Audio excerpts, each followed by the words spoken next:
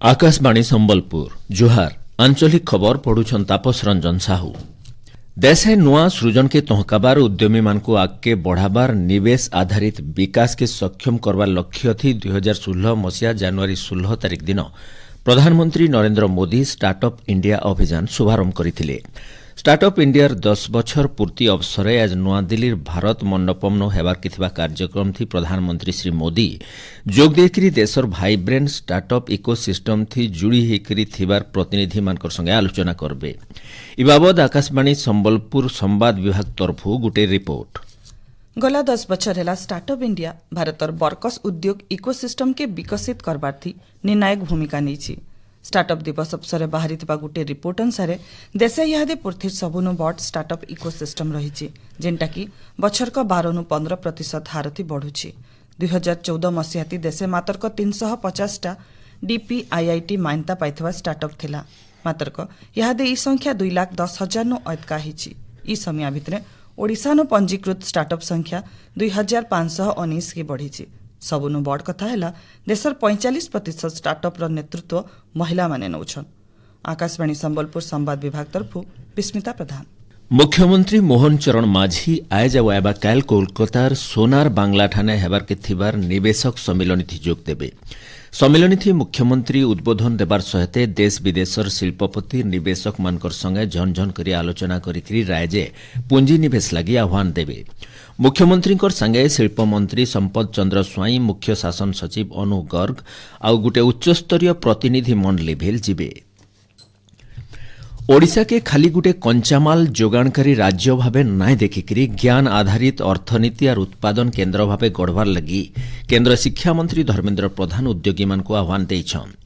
Bhubaneswar no गलाकाल हेइथिबार गुटे कार्यक्रम थी जोग देइकरी श्री प्रधान कहिछन प्रधानमंत्री पूर्वोदय परिकल्पना थी ओडिशा केन्द्रबिंदु थी रही। ओडिशार प्राकृतिक संपद और उत्कृष्ट मानव संबल आमको विश्व मानचित्र थी गुटे खास परिचय आनीदेबा। प्राकृतिक संपद संभावना युव शक्ति और वैषयिक ज्ञान कौशल तालमेल थी ओडिशा गुटे नुआ आर्थिक अध्याय तैयार करबा बोलिकरी केन्द्रमंत्री श्री प्रधान कहिछन। राज्य जोगाण और खाउटी कल्याण मंत्री कृष्णचंद्र पात्र आयबा किछि दिन भितरे भिन्न भिन्न जिला के जाइकरी जन कल्याणकारी कार्यक्रम मानकर समीक्षा करबे। पहला खेप्ती प्रभारी दायित्व थिबार संबलपुर और अनुगुल जिला के जाइकरी केन्द्र और राज्य सरकार भिन्न भिन्न उन्नयन प्रकल्प मानकर समीक्षा करबे। सेंता संबलपुर और बरगढ़ जिलानो धानघिनार स्थिति भिल समीक्षा करबे बोली विभाग तरफु सूचना मिली। भुवनेश्वर मिशन शक्ति विभाग और पर्यटन और आतिथेयता दक्षता परिषद भितरे गलाकाली गुटे बुझामणा पत्र स्वाक्षरित होइछि। इ बुझामणा पत्र अनुसार महिला स्वयं सहायक गोष्ठी मानकु टेंट भड़ा केटरिंग परिचालना सेवा क्षेत्र थी उद्योगी हेबार लगी तालीम दिया जिबा। इ अवसर उपमुख्यमंत्री प्रभाती परिड़ा उपस्थित रही करी पर्यटन और आतिथेयता क्षेत्र थी महिला स्वयं सहायक गोष्ठी सामिल हेबार टके प्रशंसा करिछन। स्टार्टअप इंडियार 10 बछर पूर्ति अवसरे भुवनेश्वर रमादेवी महिला विश्वविद्यालय राज्यस्तरीय नुआ सृजन और स्टार्टअप प्रतियोगिता आजठानु मूल हेबा। 2 दिनिया कार्यक्रम के राज्य सूचना और प्रजुक्ति विद्या मंत्री डॉ मुकेश महालिंग उद्घाटन करबार कार्यसूची रही। भुवनेश्वर राजाराणी मंदिर परिसर थिबार मुक्ताकाश रंगमंच आजठानु राजाराणी संगीत उत्सव मूल हेबा। 3 दिनिया महोत्सवर पहला दिने केन्द्र शिक्षा मंत्री धर्मेन्द्र प्रधान मुख्य अतिथि भावे जोग देबे।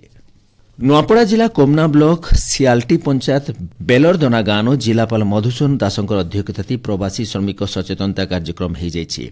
यह अवसर जिलापाल सहित जिला स्तरीय अलगा अधिकारी माने उपस्थित रही लोक दादन खटी जीवार बदले निजर भिटामाटी रही सरकारी सुविधा सुजोग जरिए जीवन जीविका अपनाबार लगी बुझाई।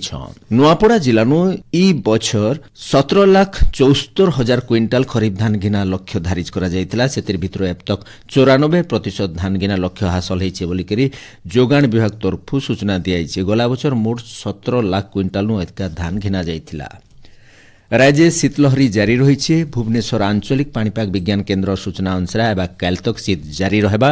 परदिन ठानु पश्चिमा झड़र प्रभाव थी तापमात्रा 2-4 डिग्री तक बढ़बा। एबा 24 घंटा भितरे झारसुगुड़ा सुंदरगढ़ सहित 8टा जिलानु जबर शीत हेबा बोली पाणीपाग केन्द्र तरफु सतर्क सूचना जारी करा जाइछि। एचनिर आंचलिक खबर इनो शेष है। आरो बेलर आंचलिक खबर सुनी पारबे राति 7:02 थी। जुहार।